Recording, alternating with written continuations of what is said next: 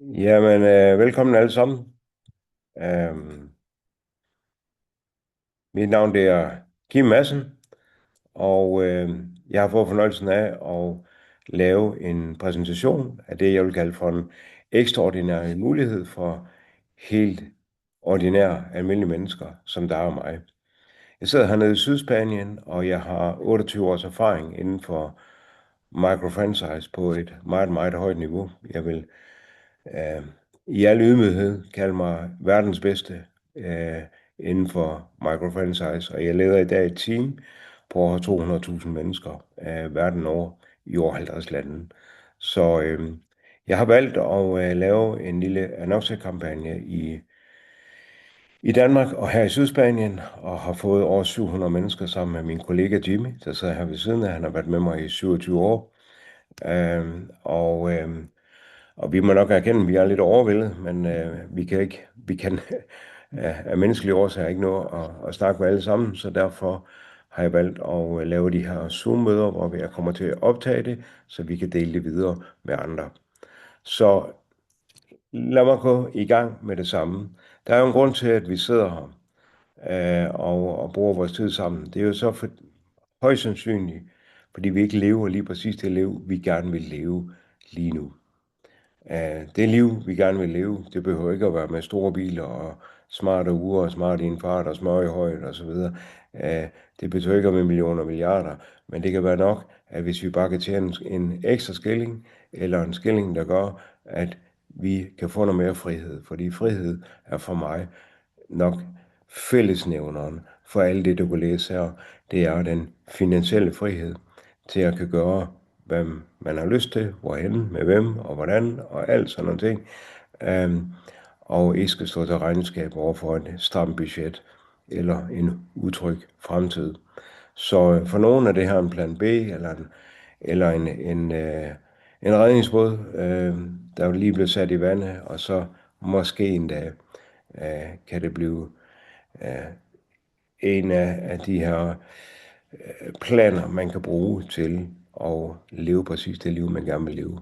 Hvad liv det sandt måtte være. Så jeg er snart 60 år gammel, der er jeg i næste måned. Min kollega her er 64, vi er nogle gamle rotter, og vi elsker det, vi laver, og vi glæder os til i morgen. Og vi omgives os kun med gode mennesker, så jeg tror bestemt, at det er tre af de nøgler, jeg vil sige, er tre vigtige nøgler til et lykkeligt liv. Så nogen siger, jamen penge det er ikke alt. Nej, det er ikke lykke, det er ikke et godt helbred, eller gode venner, eller kærlighed, eller respekt, eller andet. Men det er frihed, og frihed det er alt. Så for mig er det alt. Så lad mig gå i gang med at fortælle, fordi det er jo sådan, at vi har så meget, vi gerne vil, men alt for få har en plan til at opnå det, vi gerne vil. Ikke? Der er mange derude i cyber her, som snører folk med den ene scam efter den anden, så jeg forstår godt, at der er en vis skepsis efterhånden. Det er som de gode gamle dage med forsamlingshus og pyramidespil og hvad ved jeg, hvor man lover guld og grønne strøver, og du skal ikke lave noget som helst, og du bliver voldsomt rig. Lad nu være med at tro på den, fordi det er løgn fra ende til anden. Der er ikke nogen succes her i verden, du opnår med nogen som helst plan, uden det kræver en indsats, og uden at det er hårdt, og det er fokuseret, og så videre. Og jeg kommer ikke til at vise dig noget her, som giver dig nogle hurtige millioner, så er du i hvert fald helt sikkert logget ind på det forkerte forum. Men jeg vil gerne vise dig en forretning, en seriøs forretning, som med en seriøs indsats og med et godt mentorship, og det står jeg godt at stå inde på sammen med Jimmy og nogle af mine andre ledere. Vi har årtiers erfaring inden for mentoring og coaching og så videre. Så den kan jeg godt tage på min kappe. Hvis du er klar, så er jeg klar.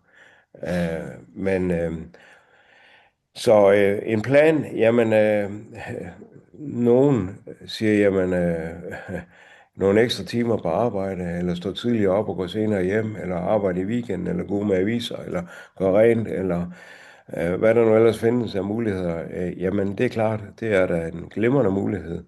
Og når skatten så er trukket, så er der formentlig også lidt tilbage, og så kan det være, at man kan tage sig en ekstra friweekend eller andet. Det er jo også, eller betale noget gæld ned, eller hvad man nu ellers drømmer om.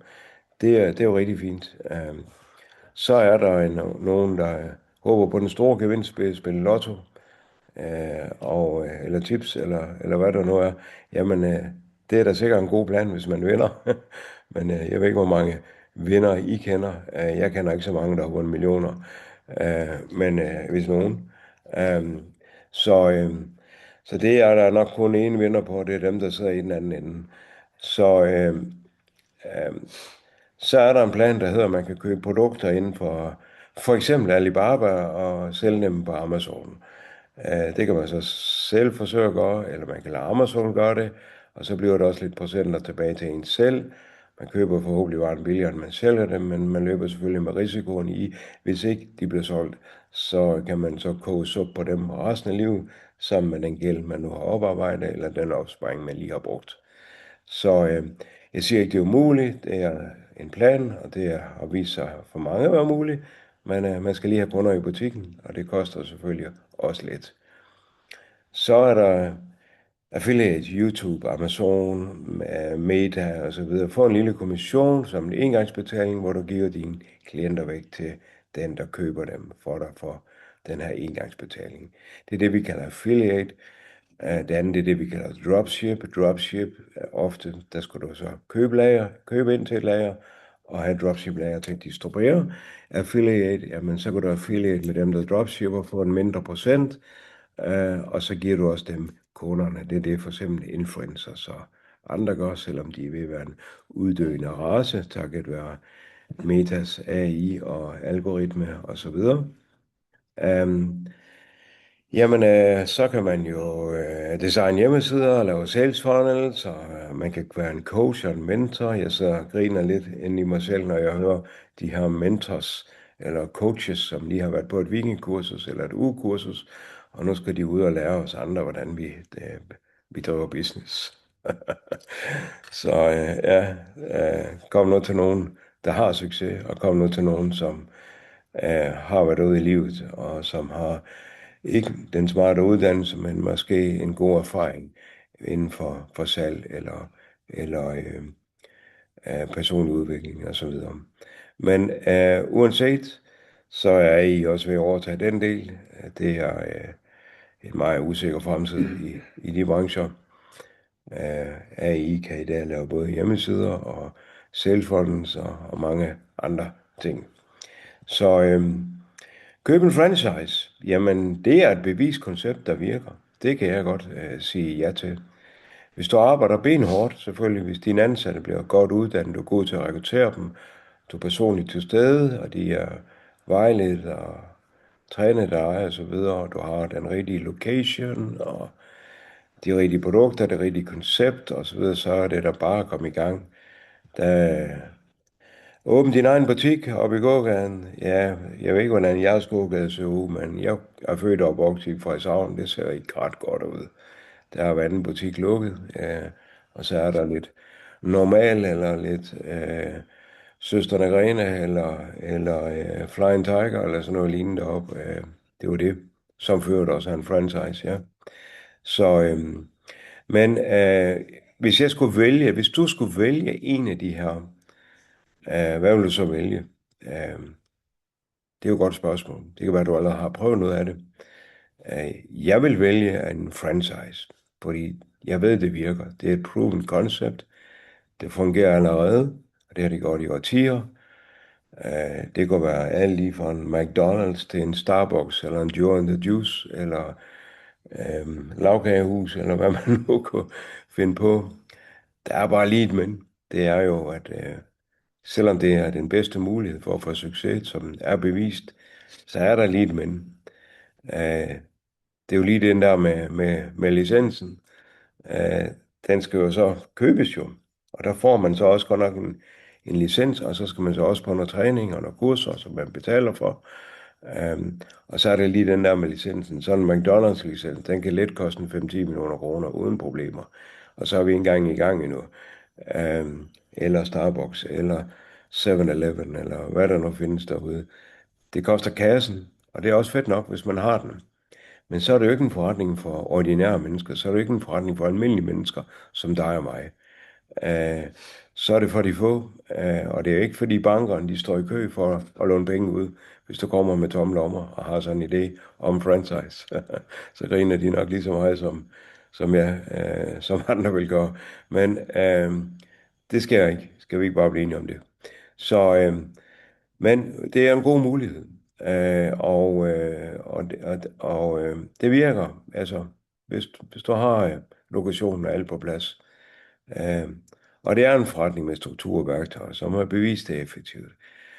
Men du er selvfølgelig bundet til din lokation. Altså, hvis du åbner en franchise i Aalborg Storcenter, jamen så er du låst der, og så, ja, du kan ikke bare duplikere eller skalere uden at købe flere licenser. Og så er der også lige det, når man køber sådan en licens, så er man også nødt til at skal være nærværende. Man er nødt til at være der, og man er nødt til at vende sin tid i det. Så du kan altså med andre ord ikke lave en global forretning. Og så skal du selvfølgelig betale royalties af din omsætning. Du skal have en monthly fee, betale en monthly fee til brandet, du har købt dig ind i hver eneste måned. Men som sagt, det virker. Det virker. Så hvad med et koncept, som også er verdensomspændende, som er et verdensførende brand. Det er gennemprøvet siden 1978. Det har en licens, du kan bruge globalt, og det er et endnu bedre, i min optik, koncept end en almindelig franchise. Det er det, vi kalder en microfranchise. Det vil sige, det er franchise, men det er microfranchise. Det er supportet af et brand, som vi allerede kender i Danmark. Det har været her i 28 år. Det har jeg nemlig selv været med til at bygge op. Det har over 2.000 ansatte i over 160 lande, som er ansat til kun én ting. Det er at sørge for, at du får vækst og en god forretning. Det er det, jeg kalder en smart franchise, fordi det tager ligesom det bedste fra en almindelig franchise, og så udelukker det alle udfordringer i forhold til likviditet. Og du har ikke brug for andet i din mobiltelefon, så der er altså ikke nogen lager, der er ingen butik, der er ingen ansatte. Der er nogen, der tænker allerede nu, det lyder simpelthen for godt, Kim. Ja, den er god med dig. Så ja, du kan dropship uden lager til hele verden. Traditionelt sælge direkte eller via egen affiliates. Det vil sige, at vi tager simpelthen også det bedste for dropship nu, og udelukker det værste, som igen omhandler likviditet og risiko. Affiliate, smart nok, det er jo selvfølgelig en mulighed, hvis man ikke har penge at investere overhovedet den der.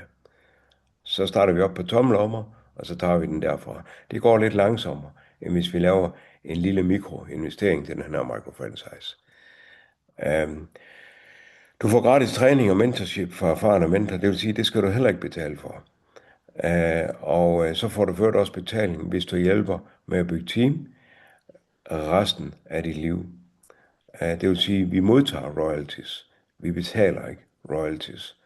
Så har vi i hvert fald fjernet den dårlige side af almindelig franchise og konverteret den over til noget, der lyder rimelig meget bedre. Du har ingen månedlige eller årlige gebyrer, i stedet for får du betaling for dine klienter, dine teams, resten af dit liv, og derefter til din arv. Hende, der satte mig i gang for 28 år siden, hun døde desværre 2 år senere af cancer, og hendes 3 børn har lige siden modtaget millioner af kroner, som på grund af det, der deres mor nåede at skabe. Det kan vi vist roligt kalde passiv indkomst. Så derfor er det sådan, at der der klikker på dit link. Det foregår via links. Vi sidder og spreder rundt i verden. Så sidder der måske nogen i USA og nogen i Sydney, Australia, Sydamerika, Sydafrika, Dubai, London, København, Stockholm, wherever. Og når du vågner op om morgenen, så er der nogen, der har børstet tænder og vasker hår og bestilt varer og har været inde i din butik, som er åben 24/7. Jamen, så vågner du op til nogle notifikationer om, nu har du så igen, mens du har sovet, tjent penge. Jeg kan stå inden for, at man sover med et smil, velvidende at man står op om morgenen til en ny spændende dag, hvor der igen er kommet kunder i butikken. Fordi man har været flittig til at dele sine links. Det kan man gøre via sales funnels eller andre måder. Man kan få affiliate sales, så der er flere måder at gøre det på. Det skal vi nok hjælpe dig med at lære eller forstå, og vi kan også hjælpe dig med at lave funnels og så videre. Den tid, den glæde. Så,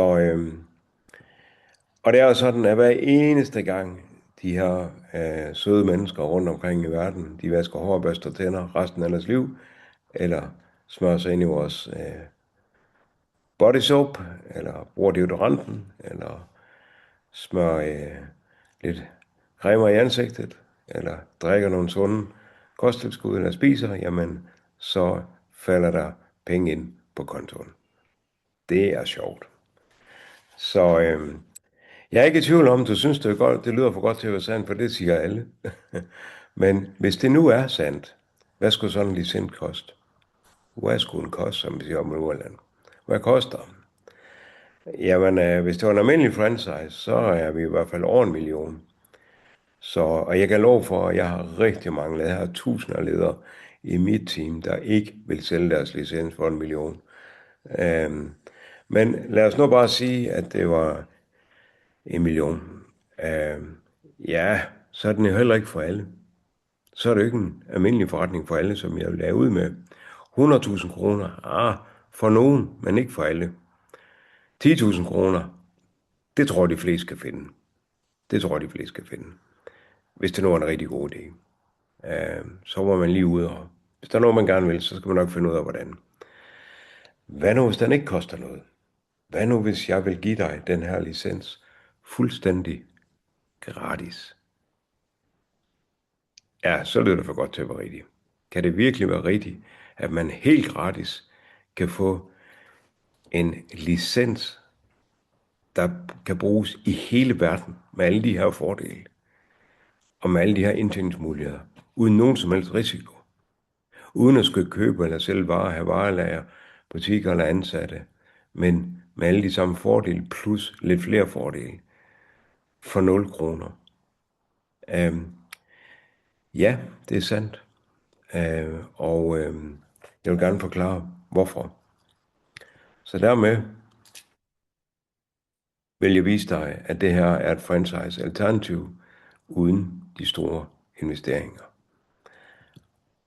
Og så vil jeg gerne byde dig velkommen til microfranchise, det nye sort, the new black. Vi ekspanderer med mit team lige nu voldsomt flere steder i verden, og det går rigtig, rigtig stærkt.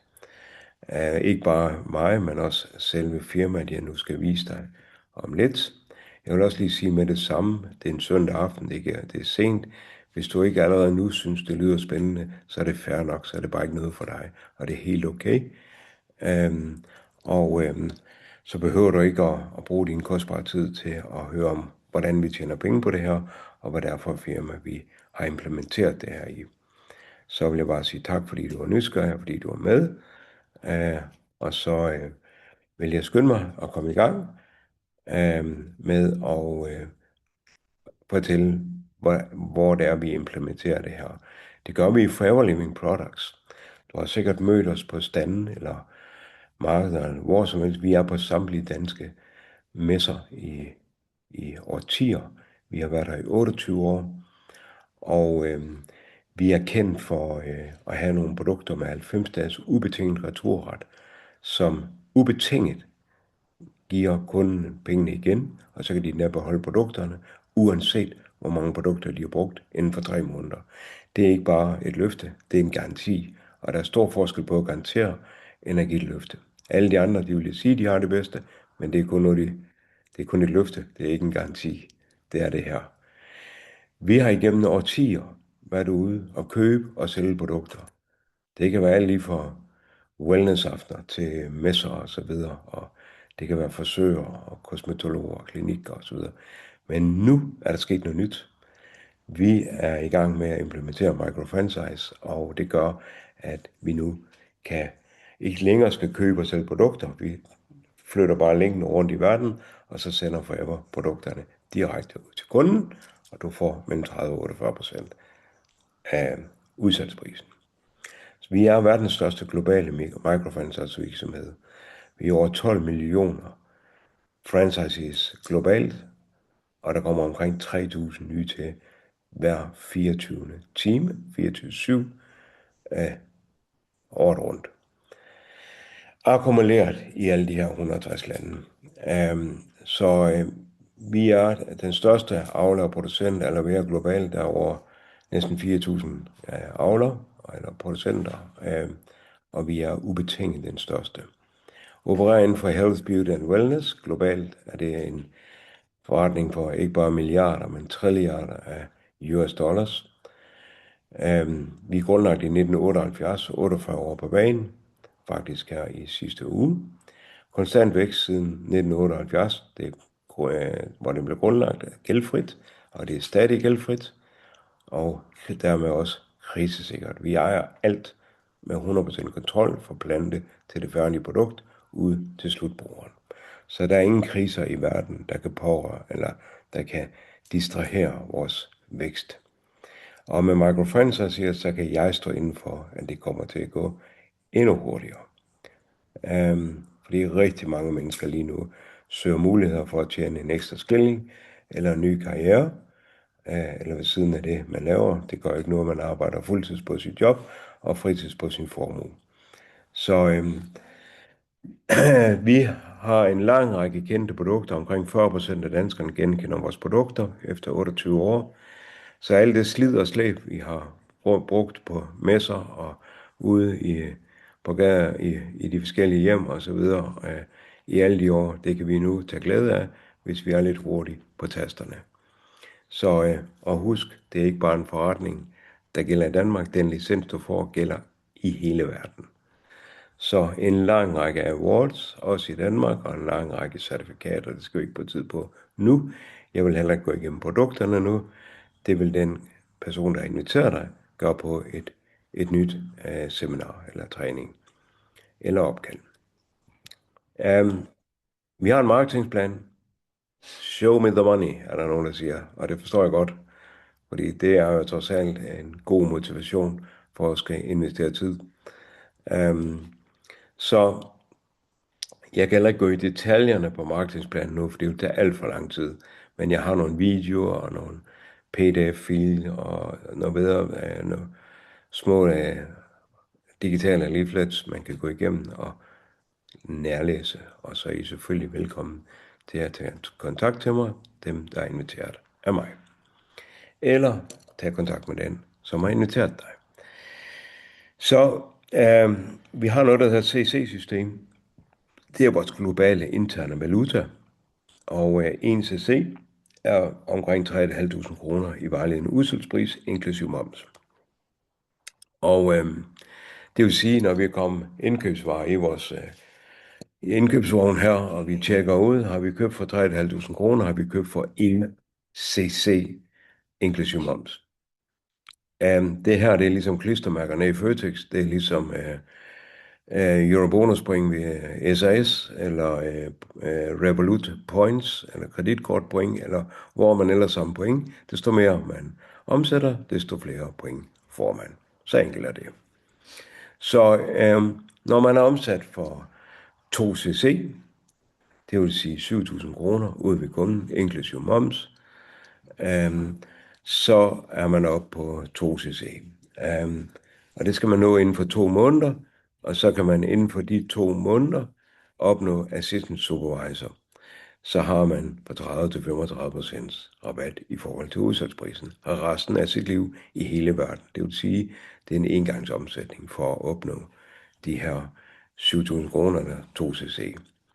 Når det så også er sagt, så får man selvfølgelig en mindre procent, hvis man starter bare med at købe ind, eller det gør man ikke engang, man flytter bare links, og det gør man for den, der har inviteret en, og så får man en lidt mindre procent som affiliate, og den, der har inviteret dig, som har sit eget link, tjener lidt ekstra på det også. Mange begge små i en stor uge. Man kan også vælge at være lidt smartere, og det er også det, jeg gjorde, og mange andre har gjort, og næsten alle gør, og dem jeg skulle bruge tid på at gøre, det er at investere i en startpakke. Og en startpakke koster også 2cc, men kun 2.800 kroner, inklusive moms. Og så får man en masse dejlige produkter, og man kan selv vælge, hvilken startpakke, som indeholder selvfølgelig en udsalgsværdi højere end de 2.800 kroner, for det er jo ikke licensen, vi betaler for i en startpakke, det er produkterne. Og det vil jo også være en smule useriøst at begynde at anbefale nogle produkter, man ikke selv bruger. Så når man har købt den her startpakke, så er man på sekundet en assistant supervisor, og så åbner dashboardet op, og så kan man begynde at lave links til den store verden, og samle point ind fra hele verden. Fordi hver gang der er nogen, der klikker på dit link, så modtager du pointene, plus fortjenesten. Sådan. Og resten af deres liv selvfølgelig. Du kan også have nogen, der ingen penge har, og som lige skal tjene lidt penge op, og så giver du dem nogle procenter for at låne din shop. Det er jo klart, så lejer du den ud, og så sidder der nogle studerende i Kina, eller hvor i verden de nu sidder, og smider rundt med dine links, og så aflønner du dem og modtager selv forretningen. Så det er også det, vi kalder affiliate. Det er skidesmart, og du beholder kunden selv til resten af livet. Dernæst, men alt det her, det skal vi nok lære dig op i. Roligt. Men dernæst, så har vi muligheden for at rekruttere nogen også. Det er jo så det, jeg gør i øjeblikket. Det er det, jeg har gjort i 28 år. Det er det, Jimmy gør. Det er det, mange af mine ledere gør. Det er, hvis det her skal være en stor forretning, og det skal være rigtig sjovt, så bygger vi et team op over hele verden, som køber startpakker og kommer i gang med den her forretning. Og så hjælper vi dem i gang og mentorer dem. Og det kan I gøre sammen med mig eller nogle af mine ledere. Og så hjælper vi et team i gang under dig. Det kunne også være nogle af alle de her hundredvis af mennesker, der gerne vil høre mere. Jeg siger, ved du hvad, Patrick, jeg kan se, at du sidder her. Kontakt lige Patrick, så vil ham og mig hjælpe dig i gang med den her forretning. Det vil sige, at jeg der går i gang nu får også gavn af min markedsføring, fordi jeg kan jo ikke kontere og mindre så mange mennesker. Så sætter man så to i gang, og man har købt den her startpakke, og de køber en startpakke, og de finder måske også en, eller de sælger nogle produkter og sælger nogle CC'er. Jamen alle de CC'er, som ens team omsætter, det er også akkumuleret til Patrick for eksempel. Det vil sige, Patrick, du sætter 2 gange, de omsætter 4 CC hver i løbet af 2 måneder, eller en måned, og så opnår du 10 CC. Nu siger computeren, Patrick, du er hermed promoted til supervisor resten af dit liv. Og du vil nu få 38%, i stedet for 30-35%. Så, og har du så nogen, der er assistant supervisor under dig, så er differencen mellem de 38 og de 30-35, de bliver udbetalt på din konto hver den 15. Ka-ching, fra hele verden. Så kan det godt være, at der er nogen af dem, der sætter i gang, der siger, at vi vil også være supervisor, vi vil også op og tjene nogle flere penge, så vi vil have nogle flere procenter. Så vi bygger der bare også et team, og vi sætter 5, 10, 20. Man kan sætte lige så mange gange, man har lyst til. Og så over hele verden, og dele licenser ud til højre og venstre. Alt det, man gider. Alle disse serier, der overhovedet bliver omsat nogen som helst steder i hele verden, ruller op til Patrick, og nu bliver han pludselig på 60 cc på 2 måneder med sit. Det kan være, at han ikke har solgt. Det kan være, at du ikke har solgt et eneste produkt endnu. Men i det, at du har opbygget et team, som har omsat 60 cc, så siger Forever Living, du er nu en assistant manager. Så du får 43%, og så har du en endnu større difference ned til dem, der har mindre procenter, som vi udbetaler til dig, som tak for hjælpen, hver den 15. i måneden, baseret på sidste måneds omsætning. Så er der måske nogle af dem, der siger, at vi vil også være sidste mand, vi vil også have 43%. Og de giver også bare fuld skrald, og så spreder de rundt med licenser, som den ene virus efter den anden. Og så har de pludselig et globalt team, der også laver 60 cc, og har du 2 af dem, så har du lavet 120 cc. Du har måske stadigvæk rigtig fået solgt noget, men de 2 Ben der, de vil så skubbe dig op til manager, og når man er manager, så har man 48%, det vil sige, selvom man varer for 1000 kroner, så lander der 480 kroner ind på ens konto, uanset hvor i verden man sælger dem. Resten af dit liv, hver eneste gang de klikker, det er jo produkter, der bliver brugt, konsumeret, næste måned skal de have nye, færdig med en tandpasta, jeg skal købe nyt, skal lige købe ind til naboen også, måske, eller give ham et link, who knows. Um, og man kan også bruge 150 cc på 4 måneder, hvis man kører lidt langsommere. Så i mit tilfælde for 28 år siden, uden den store, der var ingen sociale medier, der nåede jeg 120 point på 18 dage. Jeg synes ikke, det skulle tage så længe, for jeg kunne godt regne ud, som faktisk savner, det er bedre for 48, end det er for 30. Så enkelt var det. Hvordan får jeg 48? Jeg får sat nogle licenser i vandet, men dengang var det altså køb og sælge. Det var straks noget andet. Så derfor er det sådan, at der kan jo også være, at Patrick han så har nogen, der også vil have 48%, og så banker de ellers bare afsted, nu får de også 48%. Patrick, du har inviteret mig, så jeg skal sørge for så hurtigt som muligt, du fortjener så mange penge som muligt, og det gør jeg ved at vise dig, hvordan jeg gør det, og hvordan du kan gøre det, og så videre. Og når du når op på 48%, jamen så er der jo ikke noget tilbage til mig. Altså på Ørnervejens skole i Frederikshavn, der gav 48 minus 48 0. Men i Forever Living giver det 6%. Nu siger Forever Living, du har udklikket en ny leder, Kim, og det samme Patrick. Hvis du har nogen, så du får 6% til evig tid af al den omsætning, der nogensinde bliver skabt, og så går den i arv. Så derfor synes jeg jo, det er sjovt at sætte så mange i gang som overhovedet muligt. Det er jo klart. Jeg synes jo, det er skideskægt. Jeg kunne selvfølgelig have pensioneret mig for længst, men det kommer ikke til at ske. Jeg har sagt til min kone, det kunne hun skrive på min gravsten, når jeg endelig pensionerer. Jeg synes at det her er sket, og jeg hjælper en masse mennesker, og jeg lærer jer at kende og får nye venner og så videre over hele verden. Hammer sjovt. Så 3 manager dyb, 6 træer 2, og så slutter festen. Så det gælder altså om at lave så mange som muligt. Desto flere man laver, desto mere får man. Men det er så den langsigtede plan. Det tager vi på en ny træning. Så har I en lille forståelse af marketingsplanen. Og alle promotions her er for evigt. Man skal altså aldrig nogensinde føle sig presset til at omsætte. Man kan bare tage det med ro, og man holder sin position til evig tid. Så bliv en forever business owner. Det er sådan, der kommer i gang. Få købt en startpakke, 2.800 kroner, inklusive moms, AGT, garanterer, som vi siger op i Nordjylland. Det bliver den bedste investering, du nogensinde har lavet. Det var i hvert fald den bedste investering, jeg nogensinde har lavet i sin tid, hvor de før var dyre at komme i gang. Så licensen er global, du får gratis online shop, dropship, 30-48% kommission. Du får betalt for vejledende udsalgspriser, så det er let at regne procenterne ud. Og du får hver den 15. på den foregående måned. Du får også bonus og royalties, hvis du globalt anbefaler andre til at komme med i dit team. Tag det op med luksusrejser, fordi hvis der er noget amerikanerne kan, så er det eddertæsk med at vise nogle gulerødder, ikke, så vi kan komme ud og se i verden. Og jeg tager som regel mine børn med. Jeg har ført 5 af dem, så ved I det. Jeg kender til, for jeg er gammel sømand, så who knows. Så jeg plejer at sige, så er de nok ringe, hvis der var flere. Men uanset, så er det jo en fed måde at tage familien med ud og se verden. Vi får 2 gratis billetter og et 5-stjernet hotel. Og så er vi på vores globale rally, som vi kalder det, konferencer. Og det har jeg været minimum 2 gange om året, lige siden jeg startede.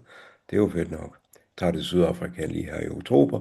Også kvalificeret til en incentive, hvor jeg tager min søn på 10 år med. Vi skal ned og sidde løver og giraffer og så videre. Ja.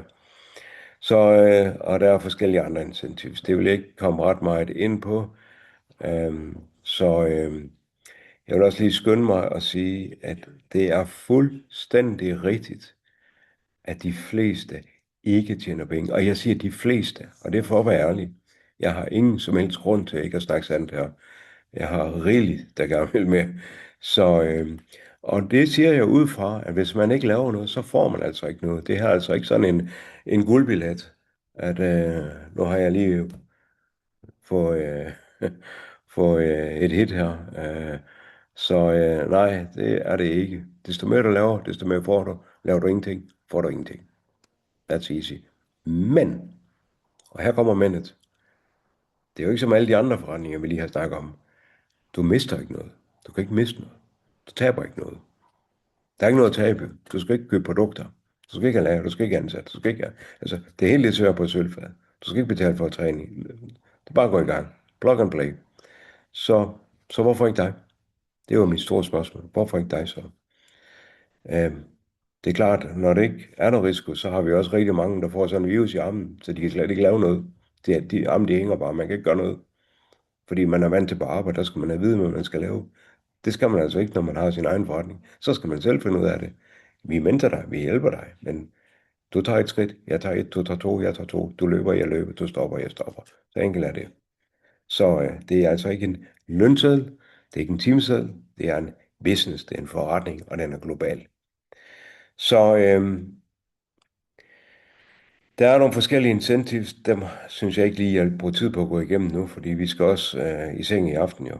Så, men en masse fede incentive. Jeg laver også min egen. Jeg har en fed jagt hernede i Sydspanien her, hvor jeg inviterer mine ledere ned, og vi hygger os og så videre. Der er 4 soveværelser, så det kan man lige så godt, når nu vi er i gang. Så, så hvordan kommer du i gang? Jamen kontakt den, der har inviteret dig med microfranchise eller forever her. Registrer dig som på det link, du modtager. Og så modtager du link, du klikker på det sekundet senere. Du er færdig med at registrere dig. Du har købt din startpakke, jamen så er du i gang. Har du ikke råd til at købe din startpakke, så finder vi ud af det. Det er ikke det, der skal afholde dig for at komme i gang. Vælg din startpakke. Lav en handlingsplan med din kontaktperson. Det kalder vi en sponsor, den der har inviteret dig, og, eller mig, den manager, der nu er over sponsoren, som har lidt mere erfaring. Så laver vi en businessplan, og det kan du også lave med ChatGPT og så videre. Ingen problem. Du skal ikke gå ned til revisoren og lave det. Det er en dårlig idé. Sådan en kop kaffe dernede, den koster mere end startbakken. Ja. Så deltag i de seminarer der. Vi holder seminarer nede indimellem på Bejsegården, eller nede i Vejen, eller der er flere forskellige lande, vi indimellem holder nogle seminarer eller offline, så kan man møde sine kollegaer og se, at man er ikke den eneste, der er i gang med den her forretning. Og der var lige mødt mange kollegaer, der var med i 10, 15, 20, 25 år, så det er ikke ualmindeligt. Så, og så laver vi selvfølgelig nogle online seminarer. Så hver eneste søndag aften, hver eneste tirsdag aften, så holder jeg på dansk, og et par gange om ugen på engelsk, og så kan I invitere folk med, og dem, der I inviterer med, jamen de kommer med i dit team. Det er jo nogle af dem, du skal have sendt et link sted til. Bestemt om du vil bygge en lille, lokal eller en stor global forretning. Du får et mentorship, du får support, der går lige op med den tid, du selv investerer. Så hvis du går det, du altid har gjort, så får du det, du altid har fået. Hvis din fremtid skal forandre dig, så skal du forandre dig. Det var der en klog mand, der hedder Jim Rohn, der sagde til mig for over 30 år siden, og det har han haft fuldstændig ret i. Så forandringen, den kan begynde nu, men du skal selvfølgelig være klar til at ændre din fremtid også.